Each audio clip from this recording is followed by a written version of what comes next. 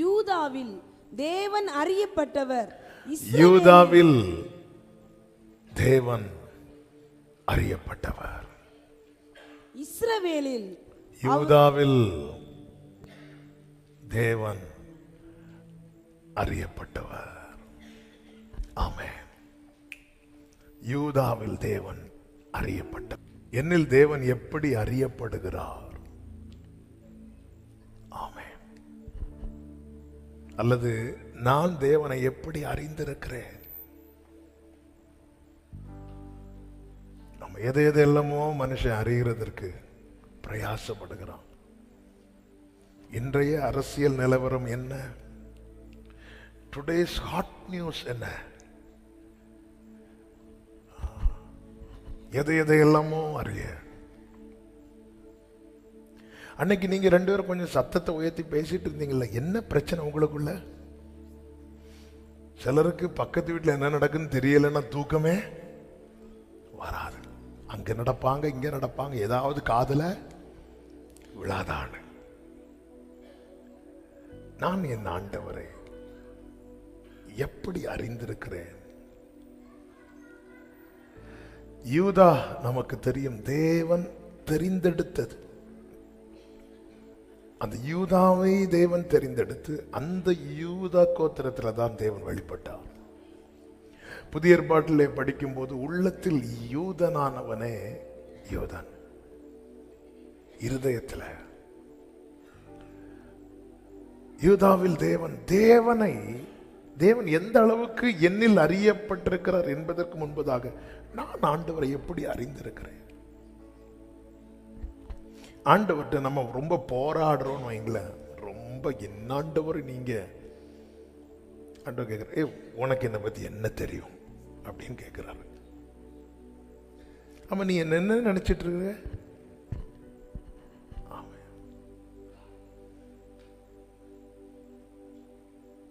உனக்கு என்ன பத்தி என்ன தெரியும்? நீ என்ன நினைச்சிட்டு இருக்கிற?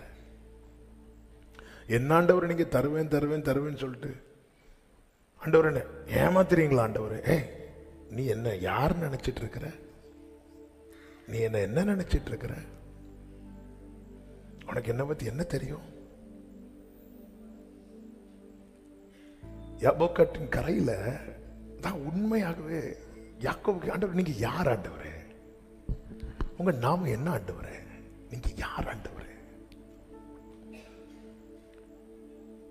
ஆபிரகாமின் தேவன், ஈசாக்கின் தேவன் 20 வருஷத்துக்கு முன்னாடி யாக்கோபிட்ட பேசுறாரு. இப்போ ஆண்டவரே நான் எங்க போய் இருந்தாலும் நீங்க வந்து உட்காருறீங்க, நீங்க யார் ஆண்டவரே?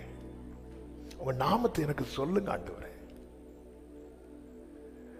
ஆண்டவர் வந்து அங்கே அவனை ஆசீர்வதித்தாராம். அப்படிதான் இருக்கும். அங்கே அவனை ஆசீர்வதித்தார்.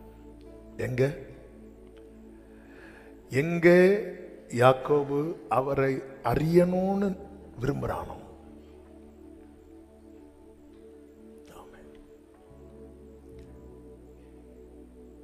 தானியேலின் புஸ்தகம் 11வது அதிகாரம் அதனுடைய 32வது வசனத்திலே இப்படி சொல்லப்பட்டிருக்கிறது. உடன்படிக்கைக்கு துரோகிகளாய் இருக்கிறவர்களை இச்சக பேசுகளினால் கள்ள மார்க்கத்தாராக்குவார். தங்கள் தேவனை அறிந்திருக்கிற ஜனங்கள் திடன் கொண்டு அதற்கு ஏற்றபடி செய்வார்கள். வாழ்க்கையில டவுன் ஆகும் போதும், வாழ்க்கையில சில கண்ணிகளில் அகப்படும் நேரிடும் போதும், வாழ்க்கையில சில தொய்வுகள் தளருகிற தருணங்கள் வரும்போதும் மற்றவங்க எல்லாம் விழுந்துருவாங்க. ஆனால் தங்கள் தேவனை அறிந்திருக்கிற ஜனங்கள் என்ன பண்ணுவாங்க தெரியுமா? திடன் கொண்டு அதற்கு ஏற்றபடி. அப்போ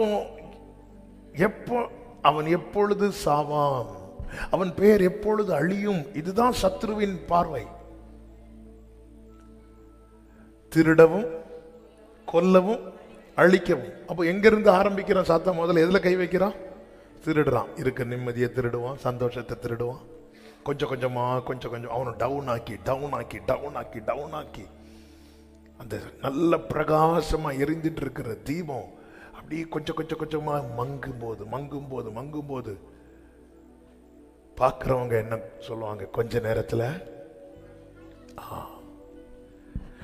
எவ்வளவு டவுன் ஆக்க முடியும் ஆக்கி கதையை முடிக்கிறது தான் சாத்தானுடைய வேலை. ஆனால் தங்கள் தேவனை அறிந்திருக்கிற ஜனங்கள் திட்டம் கொண்டு,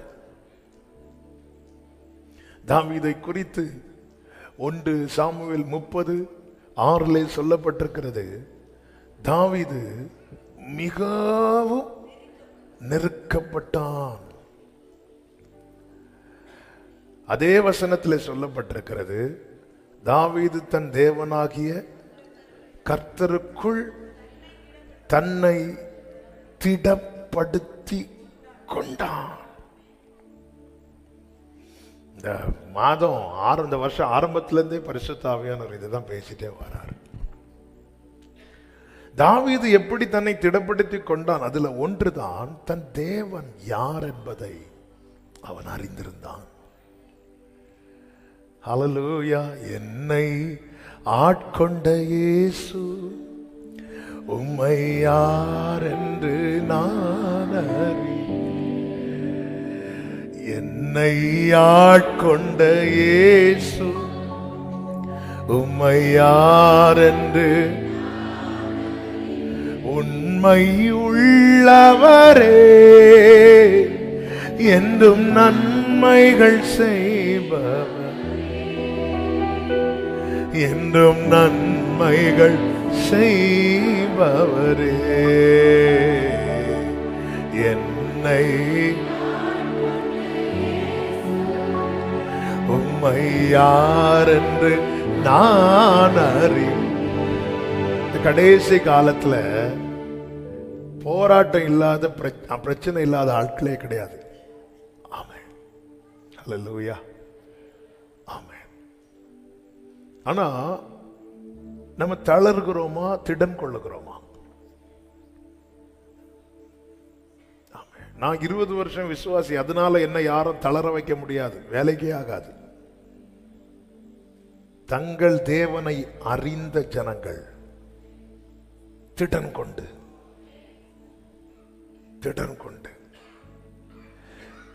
நான் என் ஆண்டவர் யார் என்பதை அறியணும். தாவீது தன் தேவனாகிய கர்த்தருக்குள்ளே தன்னை திடப்படுத்தி கொண்டான். அவனுக்கு அவன் ஆண்டவர் யார் என்பதை அறிந்திருக்கிறான். ஒரு 5 காரியங்களை சொல்லி சங்கீத பகுதிகளிலே இருந்து கர்த்தரை குறித்த தாவீதின் வெளிச்சம், இந்த வெளிச்சம் நமக்குள்ள தேவை. முதலாவது காரியம், சங்கீதம் 135:5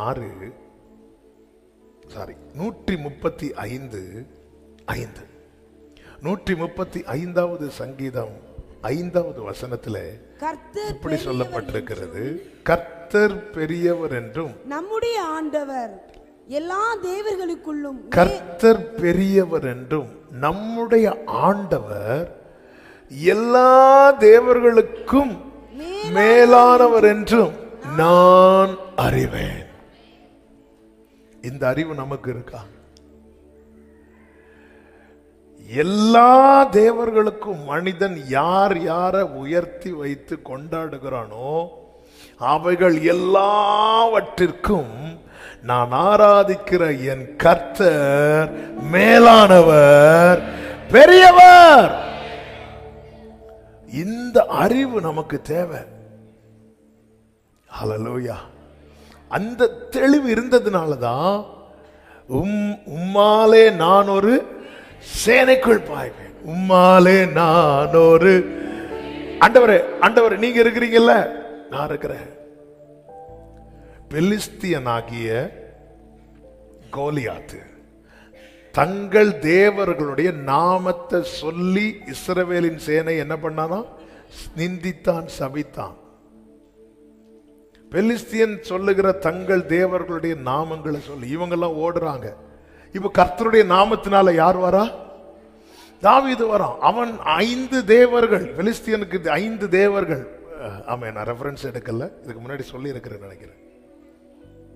பெலிஸ்திய நாட்டின் பிரபுக்கள் 5 தேவர்களுடைய நாமங்களை சொல்லி இவனுக்கு அவருடைய நாமம் தெரியும். அவனுக்கு தெரியும் இவன் சொல்ற 5 தேவர்களை விட என் ஆண்டவர் பெரியவர்.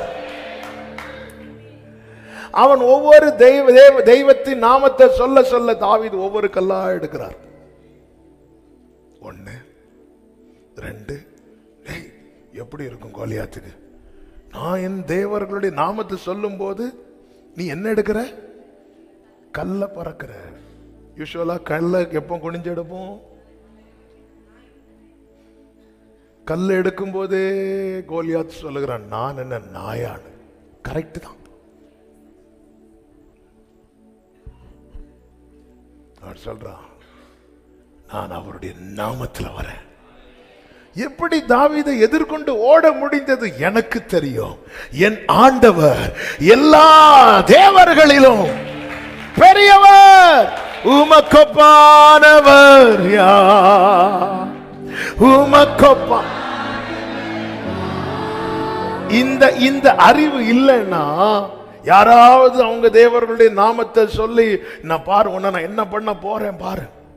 இப்படிதான் எங்க அப்பா கிட்ட, எங்க அப்பா ரட்சிக்கப்பட்டு வந்தவொன்னு அவருடைய பழைய நண்பர் ஒருத்தர் வந்தார். இவர் ஒழுங்கா என் கூட வந்துரு. இல்ல இல்ல இல்ல, ஆண்டவர் தான் மெய்யான தேவன், கர்த்தர் என்னை சந்தித்தார், நீ அவருக்காக தான் வாழ்வேன், நீ வரலன்னா நான் என்ன பண்ணுவேன் தெரியாது, என்ன வேணாலும் பண்ணிக்கோ, நான் மந்திரம் பண்ண போறேன், என்ன தந்திரமோ பண்ண, எண்ணி 3வது நாள்ல உனக்கு என்ன ஆகுது பாரு. சரிப்பா சொல்லி விட்டாச்சு. 3வது நாள் ஆச்சு. 4வது நாள் எங்க அப்பா அவர் வீட்டுக்கு போறார். அதுவும் 3வது நாள் எண்ணி 3வது நாள் மாலை 5 மணிக்கு உனக்கு ஒரு காரியம் நடக்கும். அன்னைக்கு தெரியும் மந்திரத்துடைய வல்லமை. நீ என்ன வேணாலும் பண்ணிக்க போ, என் கர்த்தர் பெரியவர். 3வது நாள் ஆச்சு. சாயங்காலம் 5 மணி ஆச்சு, 6 மணி ஆச்சு, 7 மணி ஆச்சு. சரி தூங்கி எழுப்பி அடுத்த நாள் 4வது நாள் போய் பார்க்கலாம். ஏன்னா அந்த ஆள் கண்டிப்பாக மந்திரம் பண்ணுவாங்கன்னு எங்கள் அப்பாவுக்கு நல்லாவே தெரியும். ஏன்னா அதுலேருந்து வந்தது தானே. 4வது நாள் வீட்டுக்கு போனால் அவங்க அம்மா வெளியே சோகமாக இருக்கிறாங்க. அந்த ஆளுக்கு பேரை சொல்லிட்டு எங்கள் அப்பா, அவன் இல்லையா வீட்டில்? அதை ஏன் மோனே கேட்குற? ஏன் நேற்று சாயங்காலம் 5 மணிக்கு அந்த பாலத்துக்கு கிட்ட நின்றுட்டு இருந்தான். ஒருத்தர் வந்தார், நீ ஏன் இங்கே நிற்கிற? சும்மா நிற்கிறேன்னு சொன்னா, நீ ஏங்க சும்மா நிற்கிறேன்னு சொல்லிட்டு அடித்து தூக்கி கீழே போட்டுட்டு போயிட்டான். சத்துரு, அதாவது சத்துரு இல்லை, நண்பர் தான். 3 நாள் கழிச்சு சாயங்காலம் 5 மணிக்கு உனக்கு என்ன நடக்கும் பாரு சொன்னா, அதே டைம் அவன் குறித்த அதே நேரத்தில் அடி வாங்கி இப்போ எங்க ஹாஸ்பிட்டல் இருக்கிறான். ஹல்லேலூயா. யாராவது காட்டினா ஏசப்பா அவங்க ஏதோ பண்ணிருப்பாங்க, அவங்க ஏதோ, என் தேவன் பெரியவர். யாக்கோபுக்கு விரோதமான மந்திரம் இல்லை, இஸ்ரவேலுக்கு விரோதமான குறி சொல்லுதல் இல்லை. ராஜாவின் ஜெய கம்பீரம் அவர்களுக்கு உள்ளே இருக்கிறது. இதே போலதான்